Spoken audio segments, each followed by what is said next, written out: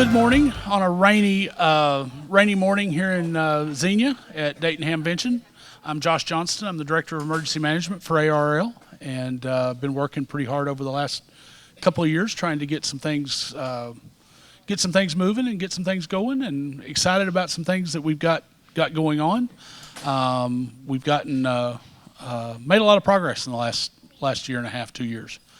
I've been at ARRL now for just over 2 years, and been excited to move forward with some of our training programs, some of our bringing back some long lost programs, not necessarily long lost, but regaining some cooperation and partnership with some stuff, and we're excited about what we're working on and what's going on.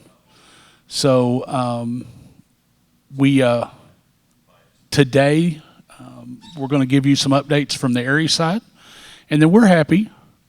As some of you know, one of the things that has happened over the last year or so, ARRL has been elected to SAFECOM. And how many of you are familiar with SAFECOM? We actually made the announcement right here in this room last year.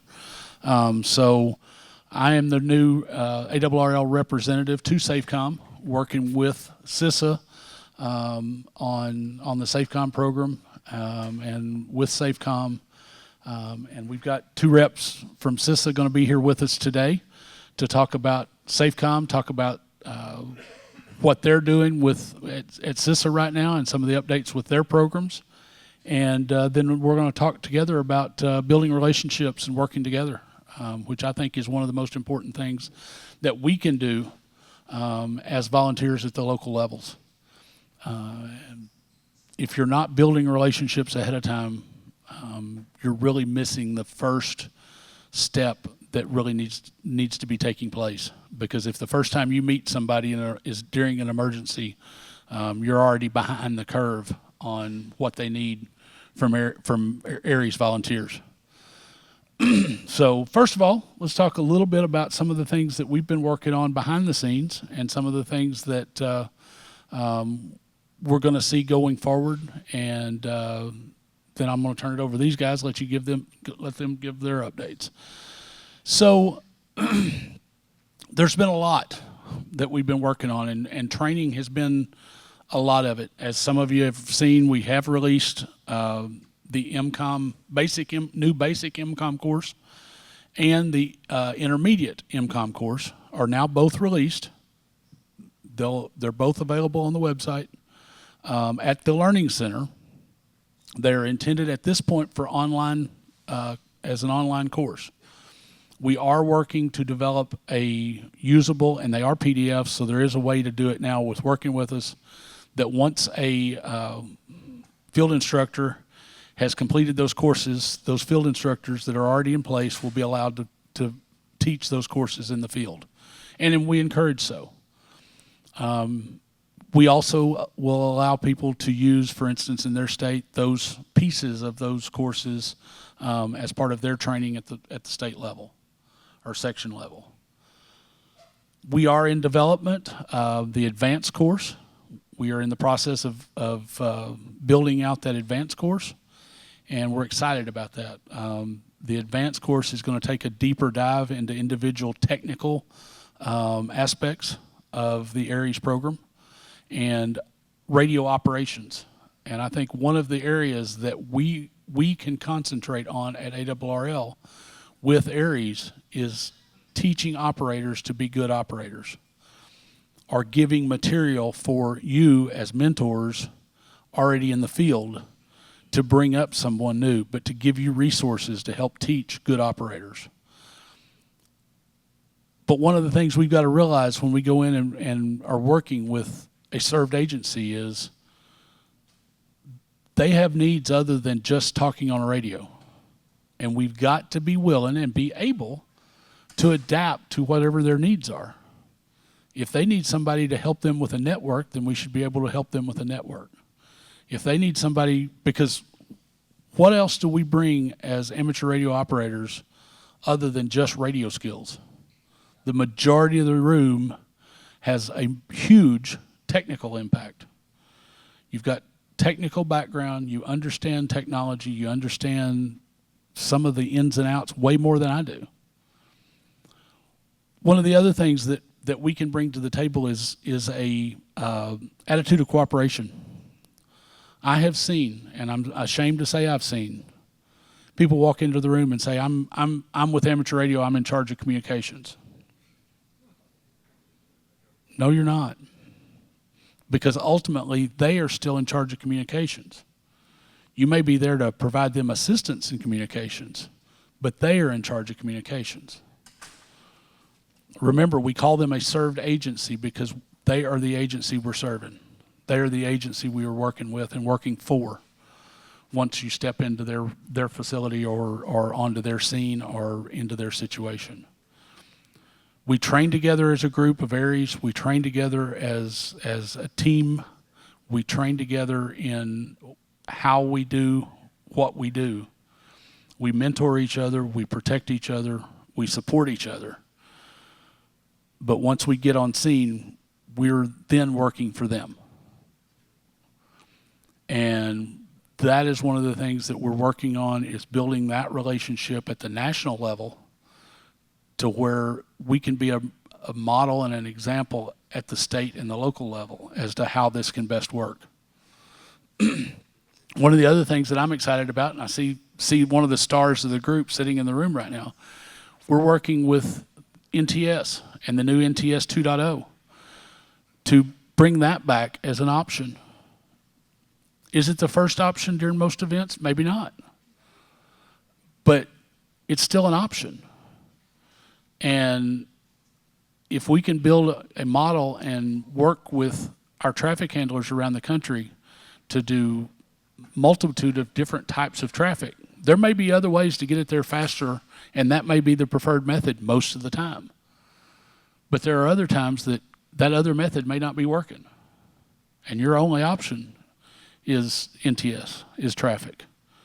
We've come out with a new NTS letter that goes out each month. If you're not signed up for that, you can do that at our website and get signed up for that letter. The editor of that letter happens to be sitting in the room this morning, and I'm shining a highlight on her because she does a phenomenal job with that, Miss Marcia Ford. And Marcia, I appreciate you, and thank you for doing that. That's something that we're excited about. So we're going to talk real quickly a little bit more about the basic course and the advanced course. One, we found some glitches. Some of you have found some glitches in parts of them. We're trying to get those fixed as we get them notified. We went through a process with about a dozen folks looking over those courses, going through those courses, reading those courses. And sometimes even with that many people, you miss things. Or when you get it, and I think what's happened in some of it is when you're plugging it into the online database, a keystroke gets missed, or something happens and a mistake gets made in that. So help us watch for those. Email us with those. And we do want that help to get those done. One of the most common questions I get asked about basic and about the new courses is, well, does this mean my old courses are no good? No, it doesn't mean your old courses are no good. It means you took training that was developed 15 years ago, that was good training when it was developed 15 years ago. Does that mean you should never update your training? Does that mean that you should never advance your abilities and update your education? In the world of MCOM, me coming from a fire service and emergency management background, we were constantly retaking old courses because they came out with a new version of the old course. I did it for 31 years. I've probably taken the Introduction to Firefighting course a dozen times. Saying that doesn't mean you've got to go take it right now. That doesn't mean you've got to go out and get it right this second. If you've had the EC001 or the EC016, great. At some point in time, we would recommend taking the new courses once they're all available and online, just for your betterment. Any questions about that real quick before we go on? Yes? They're at learn.arrl.org. All training now will be on our Learning Center, on ARRL Learning Center. Yep. And you can access them. If you go to the ARES page, there's a link on the ARES page to it. So, you know, that.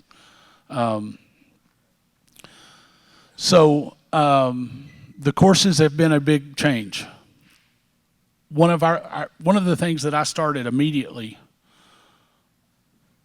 once I got to ARRL was we need to be plugged in with our federal partners to understand, A, what kind of training they're looking for, what kind of background and experience they're looking for, and what we need to do to better serve our partners, state, local, and federal. And I knew about an organization that was involved in doing just that, and groups working together. And I started looking into the option of us coming on board or applying to come on board at SAFECOM, to have those conversations, to simply be at the table for those conversations. And there again, as we already mentioned, we were elected last year, and we were actually notified the week of Dayton last year that we had been elected to SAFECOM, so we were able to make that announcement. I've now had a few meetings with them. I'm now appointed to their Emergency Communications Task Force and working with the group on the OXCOM working group within SAFECOM. We're just getting started with that new working group, and I'm looking forward to that. I'm happy to be working in that capacity. And one of the things, if you don't take anything away from this course, and I think these two guys will back me up on this, from the national level, there is absolutely zero competition between ARES and OXCOM. ARES training and the ARES work you do, you are an auxiliary communicator. And to say there's competition between people who are working to do the same thing. Now, one of the things that OXCOM does, and some people think we don't, is OXCOM encourages multiple types of radio communications. Guess what? So do we. We've got people that are primarily GMRS users that are getting involved in ARES primarily to work with GMRS. Guess what? That's great. It's a tool that can be used. So does OXCOM. So we're working on, and one of the things that I'm excited about and hope we can do over the next couple of years is how we can better support each other, whether you are strictly OXCOM or whether you're ARES, whether you're whatever you call your nomenclature in your local area. We're excited about building and growing how we support each other to support and grow our communities in time of need. Because let's be real, that's what we're all should be in this for. It's not a me thing, it's not a you thing. It's a we thing. And we're all in this to build a better auxiliary communications position within our emergency communities and to support our communities and our neighbors and amateur radio. So I'm going to bring Brian and Justin up here. We've got Brian Falvey and Justin Waters going to come up and talk a little bit about what they've got going on, and then we'll come back in together, and then we'll do some question and answer after that. So come on up, guys. Okay, good. Made it past the stairs. That's the word. Yeah, never trip on the stairs coming up to the stage. It was a good thing. So good morning, everybody. My name is Brian. Thank you. My name is Brian Falvey from the the Department of Homeland Security, Cybersecurity and Infrastructure Security Agency, or we call it CISA for short because it's easier, but more specifically from the Emergency Communications Division of CISA.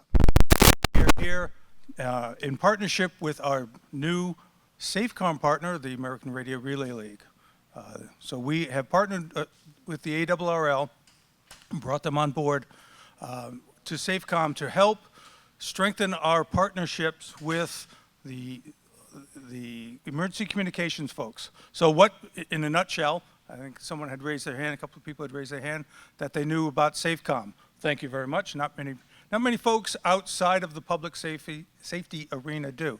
So in a nutshell, SAFECOM is a partnership of the federal government and major critical infrastructure partners who have communications interests. So we have agencies across the federal government in different critical infrastructures, and by that I mean things like transportation, energy, healthcare. People who have an interest and a concern for emergency communications are welcome to join SAFECOM, and we make all of our programs and resources available to them. So we welcome the ARRL into the fold. So we're here to talk about SAFECOM a little bit, and I think we've covered that. And of course, at any time, if you want far more information than I'm able to say here, CISA.gov or your favorite web search engine and look up SAFECOM. But basically, we're a partnership. And we're across, and Abby would be very mad at me if I didn't mention that we're across the federal government, state, local, territorial, and tribal. So we also have outreach programs to the 574 federally recognized tribes across the country. A growing market, as we like to say, but there's a lot of effort out there bringing the tribes on board. So we're here to talk about SAFECOM a little bit. We're here to talk about our AUXCOM program, and Justin will go into much more detail on that. But I just wanted to reiterate what Josh was saying, that AUXCOM is not a competitor. AUXCOM is a force multiplier. It gives you additional skills and training. It's not a program unto itself, right, Justin? Good, got it right. It's not a program unto itself, but it is a set of skills and training that help you to communicate for your authority having jurisdiction or for your served agency. So we're very happy to be here. So I'm going to stand off to the side and let Justin come in and talk a little bit about AUXCOM, some of the events coming up next week, and give his overview of the program. Let me ask, before I do that, let me ask him a question. How many here, show of hands, have taken the AUXCOM class? Nice, nice, good to see. How many have completed a position task book? Nice. Again, that's the rub, and Justin will talk about that. But yeah, trying to get that task book completed. We're also working, we being the ECD, working with the statewide interoperability coordinators, the SWICs, to adopt the AUXCOM program in their particular states. Some are very enthusiastic, some will be, but we're working on that. So before I ramble too much more, let me introduce Mr. Justin Waters. Good morning, everybody. Justin Waters. I also work for the Department of Homeland Security, Cybersecurity and Infrastructure Security Agency in the Planning, Training, and Exercises branch. We are responsible for developing, facilitating, and managing the delivery of what we call Information and Communications Technology branch programs. So the COM-L, the COM-T, the AUXCOM or AUX-C course, all of those ICT branch position courses. And then also for doing facilitating communications-related functional exercises throughout the country. We used to be divided up by FEMA regions, and we went through a reorganization last year. And so now instead of being divided geographically, we're divided functionally, and I got all of the course delivery responsibility. Having said that, I want to take what Josh and what Brian have said a little bit further about the AUXCOM course, and I saw there's a number of you that raised your hand that have taken the class. AUXCOM, like Brian said, is not a program. AUXCOM is about taking people who already know how to communicate, who already know how to use the radio, whatever your flavor of radio is, and integrating them into the incident command system structure to help you understand how that element of incident management works and how you can integrate into it. There are a lot of roles for amateur radio operators to play within incident management. The biggest problem is, how do amateur radio operators get involved in incident management? Some emergency managers and some emergency management programs are really good about integrating the amateur radio community, and some are not. Some amateur radio groups are really good about integrating into the emergency management community, and some have not been as successful. It depends on a lot of political factors, personality factors, different things that have happened are reasons why there have been successes and failures. Oxcom is about helping amateur radio and other radio operators. So we also teach the course for shares operators. We've taught it for a couple of GMRS groups, but it's about how those radio operators and those groups of radio operators can get integrated and understand how the incident command system, or ICS, works, how incident management works, and what those different roles are that you can play, not necessarily just using a radio, but a lot of other technical skills that come to bear that the amateur radio community has a lot of strength in, that there are needs for during large incidents and even small incidents, frankly. So about the Oxcom course, we are going, if you haven't taken it, we are teaching it this year at the end of Hamvention instead of at the first. We have been teaching it prior to Hamvention, and it was pointed out by one of the committee members that none of the committee members have been able to take the class when it's before Hamvention because they're all busy getting ready. So we said, okay, we will do it after Hamvention this year.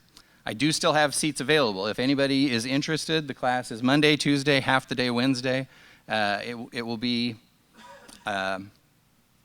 it's moving, so it'll be one place on Monday and Wednesday and a second place Tuesday because there was some scheduling conflict. But anyway, if anyone is interested in taking the class, come and see me, and I will get you the information to get registered if you have all of your prerequisites in order. A quick note about the other courses are the Communications Unit Leader course. Has anybody in here taken the Communications Unit Leader course? So that course is currently under redevelopment. It is actually a FEMA EMI course, and CISA is a partner agency to that course. And so working with EMI, we are currently rewriting that course. We hope to begin a rewrite. We should have begun already a rewrite, but a bunch of congressional budget pause button pushes slowed the process down. The communications technician or incident communications technician course will also be revised this year. And the Oxcom course itself is currently under revision by a committee of people led by the infamous J.M. Rowe from Arkansas, who I'm sure some of you probably know. We are also developing 2 new courses this year. Is that right? Might be only 1 course this year. The Information Technology Support Specialist, or ITSS course, will definitely be started this year. The other one that we were going to be starting, the Communications Coordinator, may have gotten paused, so I won't talk about that one. So I mentioned that some of you have probably heard the term COMU before. We talked about COMU courses. Last year, the National Incident Management System, they issued guidance, NIMS guidance, that kind of reframed how communications and IT fit into the ICS system. And they created the Information and Communications Technology branch, or ICT branch. And so part of my mission and part of Brian's mission is we're trying to reduce the use of the term COMU and start increasing the use of the term ICT branch so that we get everybody familiar with that concept. Within the ICT branch, and I apologize I don't have slides, a side story, for the second time in a row, my luggage didn't get to Dayton at the same time that I did. I don't know what it is. It's still sitting in Dallas. It moved from Terminal E to Terminal C this morning, according to my AirTag.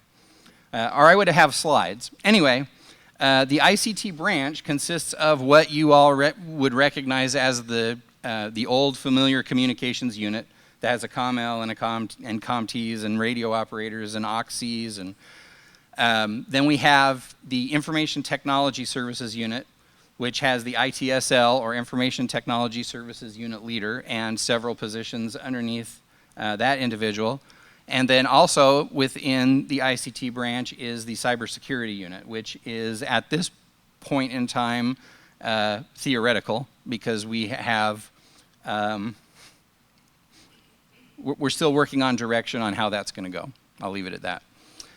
So there is a lot of change occurring within the communications part of ICS. If you do a Google search for NIMS ICT functional guidance, and when I say NIMS, it's just NIMS. NIMS ICT functional guidance, you'll come up with the document, and you can look at the org chart, and you can read about what the effort really entails and where it's going. If you have questions about it, I have no idea how much time we have, but about 5 minutes. Okay. So if you have if anybody has questions about it, we can probably have a few minutes to just take questions really about anything that Josh or Brian or. And then we also have a booth that Brian and Abby and maybe myself hopefully will be at in Building 4, where we have some NIFOGs and other goodies if you don't have one or want more. So with that said, does anybody have?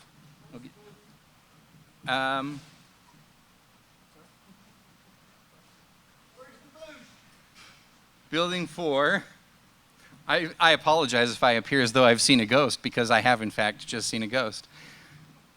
Building 4, which is just right over here, the Volta building, and it's in the, I guess it's the back half. It's not very big. You'll find it. Look for the NIFOG piles. Right here first. Just a question.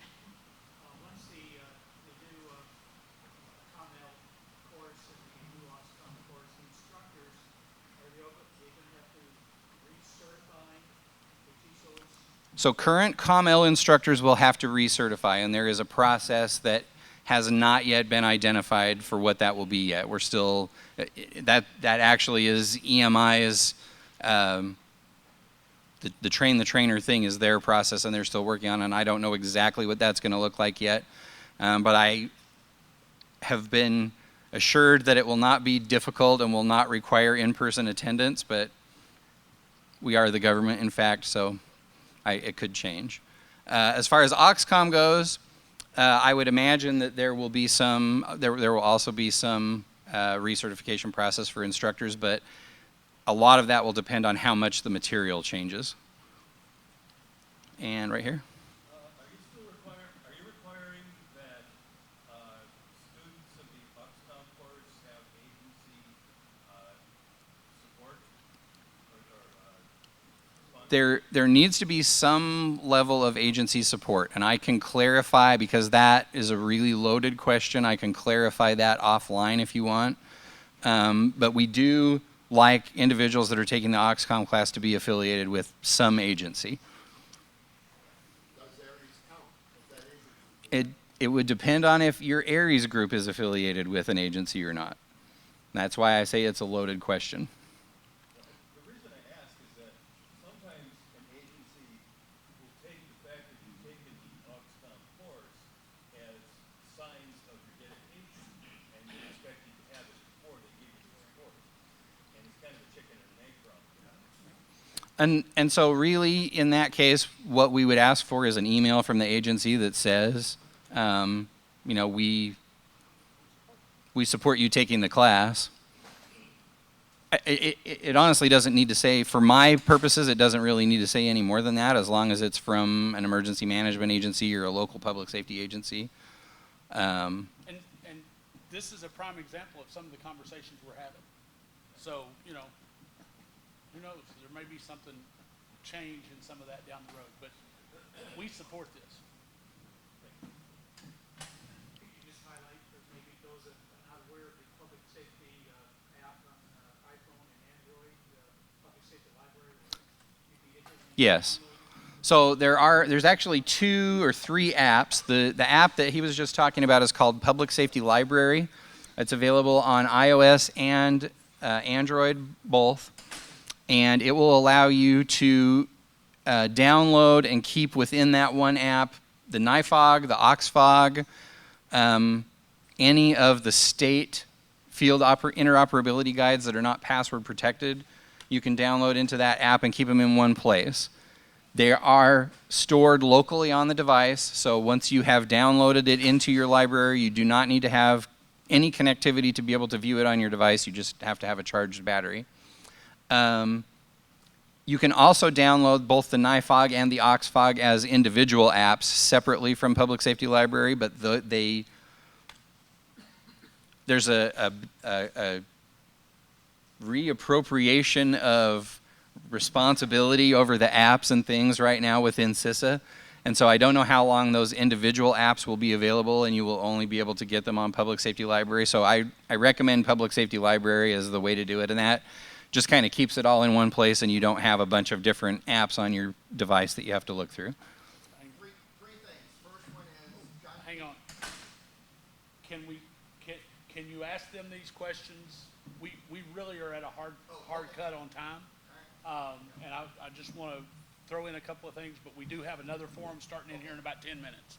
So let me, first of all, thank you guys for being here today.